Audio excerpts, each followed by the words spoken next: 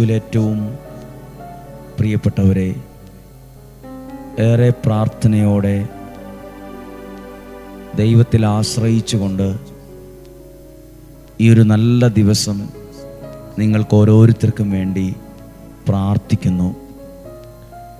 ദൈവാനുഗ്രഹത്തിൽ നിങ്ങൾ ഓരോരുത്തരും, പ്രിയപ്പെട്ട അമ്മമാർ, അപ്പച്ചന്മാർ, സഹോദരി സഹോദരന്മാർ, കുഞ്ഞുങ്ങൾ, പ്രായമായവർ എല്ലാവരും ദൈവാനുഗ്രഹത്തിൽ സന്തോഷമായും സൗഖ്യമായും ആയിരിക്കുന്നുവെന്ന് ഞങ്ങൾ വിശ്വസിക്കുന്നു. എല്ലാം ദൈവാനുഗ്രഹത്തിലാകുവാൻ ഞങ്ങൾ നിങ്ങൾക്ക് വേണ്ടി ഏറ്റവും ആത്മാർത്ഥതയോടെ പ്രാർത്ഥിക്കുന്നു. ഇന്നേ ദിവസം ഈ ആലയത്തിൽ സ്വീകരിച്ചിട്ടുള്ള എല്ലാ നിയോഗങ്ങളെയും ഏറ്റെടുത്തുകൊണ്ട്, അതോടൊപ്പം ഈ വചനം കേൾക്കുന്ന ഓരോരുത്തർക്കും വേണ്ടി ഇന്ന് ഞങ്ങളുടെ ശുശ്രൂഷകരിൽ ഒരാളായ ലിസി എന്ന സഹോദരി കൗൺസിലിംഗ് ചെയ്യുന്ന ശുശ്രൂഷയാണ്. ആ സഹോദരി ഇന്ന് ഉപവാസത്തോടെ പ്രാർത്ഥിക്കുന്ന ദിവസമാണ്. ആ സഹോദരിക്ക് വേണ്ടി, കുടുംബത്തിന് വേണ്ടി, നിയോഗങ്ങൾക്ക് വേണ്ടി പ്രാർത്ഥിക്കുകയും ചെയ്യുന്നു. ഇന്ന് ദൈവവചനം കേൾക്കുമ്പോൾ ഡെയിലി ബ്ലെസ്സിങ്ങിൻ്റെ ഭാഗമായി ഒരു കുടുംബത്തിലെ ആളുകളെ പോലെ സ്നേഹത്തോടെ ദൈവത്തിൻ്റെ വചനം കേൾക്കുന്ന എല്ലാവരെയും ഇപ്പോൾ ഒരു നിമിഷം പ്രാർത്ഥനയിൽ കൊണ്ടുവരുന്നു. കർത്താവേ, അങ്ങയുടെ വചനം ശ്രവിക്കുന്ന, പ്രാർത്ഥിക്കുന്ന ഈ വ്യക്തിയെ, ഈ കുടുംബത്തെ അങ്ങ് സമർത്ഥമായി അനുഗ്രഹിക്കണമേ. ഈ യുവാക്കളെ അനുഗ്രഹിക്കണമേ. ഈ കുഞ്ഞുങ്ങളെ അനുഗ്രഹിക്കണമേ. വിവിധ തരത്തിൽ പ്രതിസന്ധിയിലായിരിക്കുന്ന സാഹചര്യത്തിൽ ഉള്ളവരുണ്ട്. ഒരു വീട് ആഗ്രഹിച്ച് പ്രാർത്ഥിക്കുന്നവരുണ്ട്. ഈ കടബാധ്യതയൊക്കെ ഒന്ന് മാറിക്കിട്ടിയിരുന്നെങ്കിൽ എന്ന് ആഗ്രഹിച്ച് പ്രാർത്ഥിക്കുന്നവരുണ്ട്. ആ ലോണൊന്ന് ലഭിച്ചിരുന്നെങ്കിലെന്ന് പ്രാർത്ഥിക്കുന്നവരുണ്ട്. എൻ്റെ കുഞ്ഞുങ്ങളുടെ ഭാവി നല്ലതായിരുന്നെങ്കിൽ, അനുഗ്രഹമായി മാറിയെങ്കിൽ എന്ന് പ്രാർത്ഥിക്കുന്നവരുണ്ട്. എല്ലാ വിഷയങ്ങളെയും ഓർക്കുന്നു. ഒരു ബാങ്ക് ലോൺ ലഭിക്കാൻ വേണ്ടി ഒരുപാട് അന്വേഷിക്കുന്നവരുണ്ട്. അത് കിട്ടാൻ വേണ്ടി ഒത്തിരി അധ്വാനിക്കുന്നവരുണ്ട്, പരിശ്രമിക്കുന്നവരുണ്ട്. നല്ലൊരു ജോലിക്ക് വേണ്ടി പ്രാർത്ഥിക്കുന്നവർ, നല്ല ആരോഗ്യത്തിന് വേണ്ടി പ്രാർത്ഥിക്കുന്നവർ, നല്ലൊരു സ്നേഹ ഐക്യം വീട്ടിലുണ്ടാകാൻ പ്രാർത്ഥിക്കുന്നവർ. എല്ലാ പ്രാർത്ഥനകളെയും ഓർക്കുന്നു. രോഗികളായിട്ടുള്ളവരെ ഓർക്കുന്നു. മദ്യത്തിലോ മയക്കുമരുന്നിലോ ലഹരിക്കോ അടിമപ്പെട്ടു പോയ ആരെങ്കിലും ഓർത്ത് വിഷമിക്കുന്നവരുണ്ടെങ്കിൽ അവരെ ദൈവകരങ്ങളിൽ സമർപ്പിച്ച് പ്രാർത്ഥിക്കുന്നു. ഇപ്പോൾ നന്മയുണ്ടാകട്ടെ, അനുഗ്രഹം ഉണ്ടാകട്ടെ, സൗഖ്യമുണ്ടാകട്ടെ, വിടുതലുണ്ടാകട്ടെ എന്ന് പ്രാർത്ഥിക്കുന്നു. എല്ലാ അർത്ഥത്തിലും നിങ്ങളും നിങ്ങളുടെ കുടുംബവും ഓരോ ദിവസത്തെ പ്രാർത്ഥനയിലൂടെ, വചനത്തിലൂടെ ഒന്നിനൊന്ന് അനുഗ്രഹിക്കപ്പെടട്ടെ എന്ന് പ്രാർത്ഥിക്കുന്നു. പ്രതീക്ഷയോടെ, പ്രാർത്ഥനയോടെ ഈ വചനം നമുക്ക് ശ്രദ്ധിക്കാം. വിശുദ്ധ മത്തായിയുടെ സുവിശേഷം 12-ാം അധ്യായം 20-ാമത്തെ വാക്യമാണ്. 12-ാം അധ്യായം 20-ാമത്തെ വാക്യം: നീതി വിജയത്തിലെത്തിക്കുന്നതുവരെ അവൻ ചതഞ്ഞ ഞാങ്ങണ ഒടിക്കുകയില്ല, പുകഞ്ഞ തിരി കെടുത്തുകയുമില്ല. വിശുദ്ധ മത്തായിയുടെ സുവിശേഷം 12:20 ഈ വചനം ഇങ്ങനെയാണ്: നീതിയെ വിജയത്തിലെത്തിക്കുന്നതുവരെ,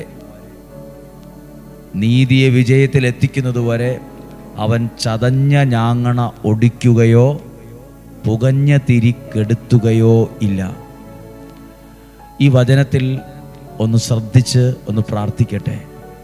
ഞാൻ ഈ വചനം പറയുന്നതിന് ഒരു കാര്യം നിങ്ങളുടെ ശ്രദ്ധയിൽ കൊണ്ടുവരികയാണ്. പ്രിയരെ, ഓരോ വ്യക്തികളുടെ ജീവിതത്തിലും ചില കാര്യങ്ങൾ അവർ മറക്കാൻ ആഗ്രഹിക്കുന്നതാണ്.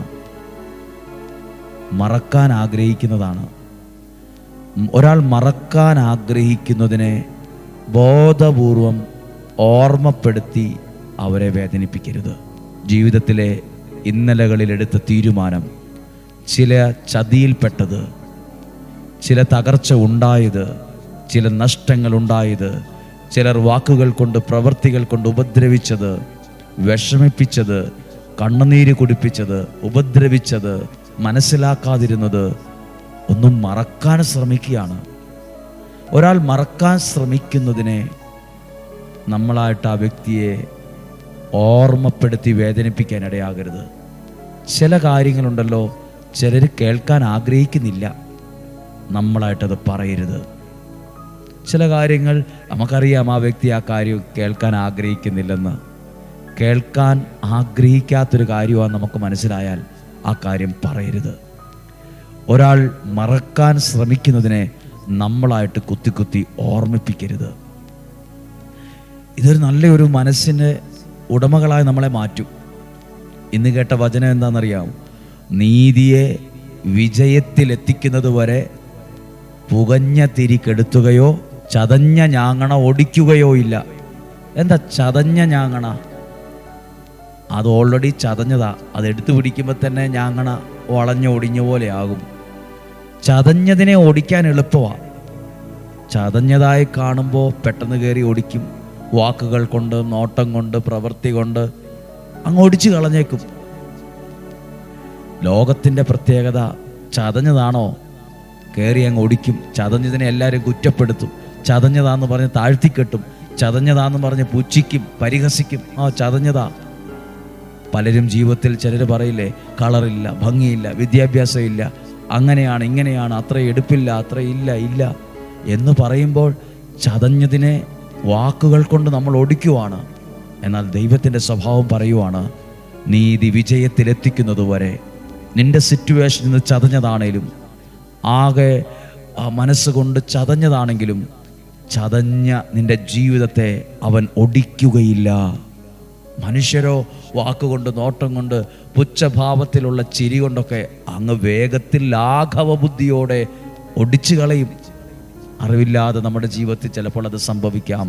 എന്നാൽ ദൈവത്തിൻ്റെ സ്വഭാവം പറയുന്നു, അവിടുന്ന് ചതഞ്ഞ നിന്റെ ജീവിതത്തെ, നിന്റെ വ്യക്തിത്വത്തെ, നിന്റെ സാഹചര്യത്തെ, ഓരോ മനുഷ്യരും ചതഞ്ഞത് പല രൂപത്തിലാണ്. ചിലർക്ക് ആവശ്യത്തിന് സ്നേഹമോ അംഗീകാരമോ ഒന്നും കിട്ടാതെ അവരുടെ വ്യക്തിത്വം, സ്വഭാവം ചതഞ്ഞതാണ്. അവർക്ക് പെട്ടെന്ന് ഫീലാകും, പെട്ടെന്ന് സങ്കടമാകും, പെട്ടെന്ന് കരയും. അവർ ചോദിക്കും, പെട്ടെന്ന് മുഖം വാടിയിരിക്കും. അവർക്ക് ചതഞ്ഞ ഒരു മനസ്സുണ്ട്. ഒരുപക്ഷെ അതെനിക്കുണ്ടാകാം, കേൾക്കുന്ന നിങ്ങൾക്കുണ്ടാകാം. നമ്മളെയൊക്കെ പലരും വേഗത്തിൽ ഓടിക്കും. അതുകൊണ്ട് വലിയ വലിയ ആൾക്കൂട്ടത്തിനിടയിൽ, ആഘോഷങ്ങൾക്കുള്ളിൽ ഒന്നും പോകാൻ പോലും ഇഷ്ടപ്പെടില്ല. നമ്മളെ അവരൊടിക്കുമോ, അവരെ താഴ്ത്തിക്കെട്ടുമോ എന്നൊരു പേടി കൊണ്ട്. എന്നാൽ ദൈവത്തിൻ്റെ സ്വഭാവം എത്ര ചതഞ്ഞതാണേലും എന്നെയും നിങ്ങളെയും, എനിക്കറിയാം ചതഞ്ഞത് എന്താണെന്ന്. ജീവിതത്തിൽ ഒരുപാട് ചതവുകൾ എൻ്റെ സ്വഭാവത്തിലും വ്യക്തിത്വത്തിലും ഉണ്ടായിട്ടുണ്ട്. എനിക്കറിയാം, എനിക്ക് തന്നെ പല സ്ഥലത്തും പോകാൻ പേടിയുണ്ടായിരുന്നു, ഭയമുണ്ടായിരുന്നു, നാണമുണ്ടായിരുന്നു, ഒരുപാട് കോംപ്ലക്സുകൾ ഉണ്ടായിരുന്നു. എനിക്കറിയാം എൻ്റെ വ്യക്തിത്വത്തിന്, എൻ്റെ ശരീരത്തിന്, എൻ്റെ മനസ്സിന് ചിന്താഗതി ചതഞ്ഞ ഞാങ്ങണ പോലെയാണ്. പക്ഷേ ദൈവത്തിൻ്റെ കരങ്ങളിൽ നിന്ന് ഞാൻ അനുഭവിച്ചിട്ടുണ്ട് ചതഞ്ഞതിനെ ഒടിക്കാത്ത ഒരു ദൈവസ്നേഹം. ചതഞ്ഞതിനെ അവൻ ഒടിക്കുകയില്ല. എത്ര നാൾ? നീതിയെ വിജയത്തിലെത്തിക്കുന്നത് വരെ, നീ അനുഗ്രഹിക്കപ്പെടുന്നത് വരെ, നീ രക്ഷപ്പെടുന്നത് വരെ, നിന്റെ ജീവിതം ഉയരങ്ങളിൽ എത്തുന്നത് വരെ ദൈവം നിന്നെ അതുപോലെ കരുതുന്ന അതിൻ്റെ അർത്ഥം. ചതഞ്ഞ ഞാങ്ങണ ഒടിക്കുകയോ, പുകഞ്ഞ തിരി കെടുത്താൻ ഒരു ചെറിയ ഇളങ്കാറ്റ് മതി. ഒന്നാമത് അത് പുകഞ്ഞ് കത്തിക്കൊണ്ടിരിക്കുക, ഇപ്പം കെടുന്ന രീതിയിലായിരിക്കുന്നത്. അതായി പുകഞ്ഞ തിരി. അതായത് നമുക്കറിയാം, പണ്ട് കാലത്ത് മണ്ണെണ്ണ വിളക്കുണ്ട്. ആ എണ്ണ തീരുമ്പോൾ ആ തിരി പതുക്കെ അങ്ങ് കെടാറാകും. അപ്പം നമുക്കറിയാൻ പറ്റും എണ്ണ തീരാറായി, വേഗം എണ്ണ ഒഴിച്ചു കൊടുക്കും.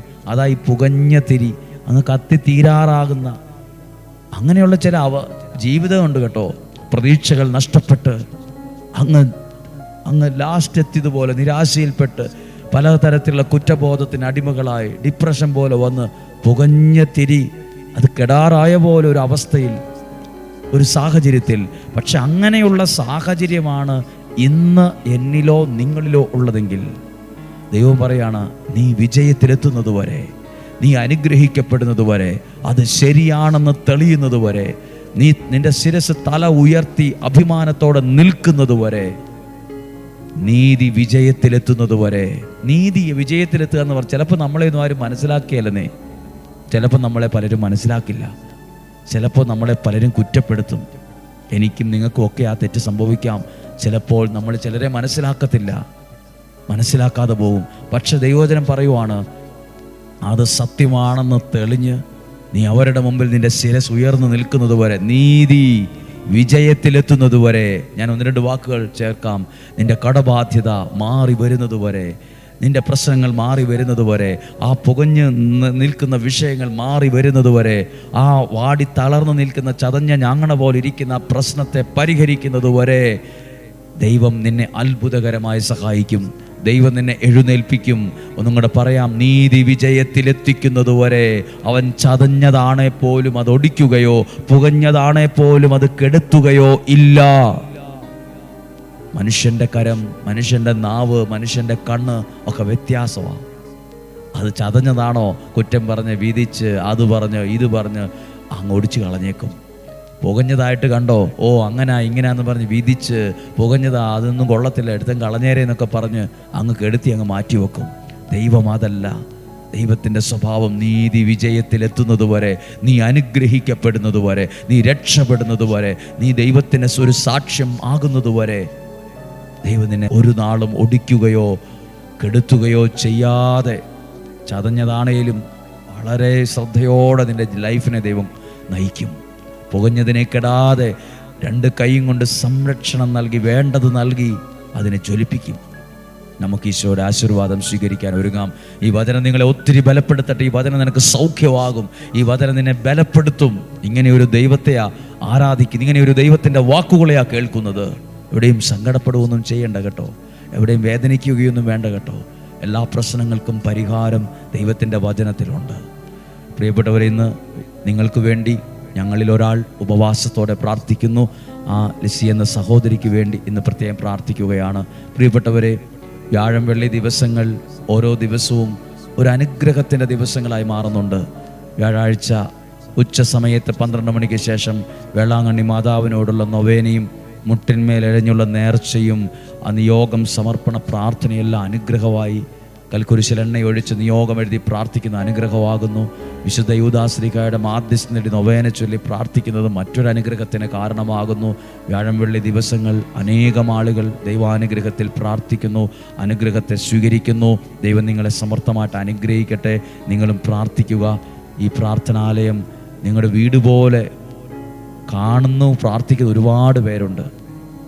ദൈവം നിങ്ങളെ സഹായിക്കട്ടെ, നിങ്ങളെ അനുഗ്രഹിക്കട്ടെ. സാധാരണക്കാരായ ഞങ്ങളെയും ഞങ്ങൾ ചെയ്യുന്ന ചെറിയ ശുശ്രൂഷകളെയും നിങ്ങളും ചേർത്ത് പിടിക്കുന്നത് കൊണ്ടാണ് ഈ ശുശ്രൂഷ അനുഗ്രഹമാകുന്നത്. ഞങ്ങളെയും ചേർത്ത് പിടിക്കുന്നതിന്, കരുതുന്നതിന് ഞങ്ങളും ഒത്തിരി നന്ദി പറയുന്നു.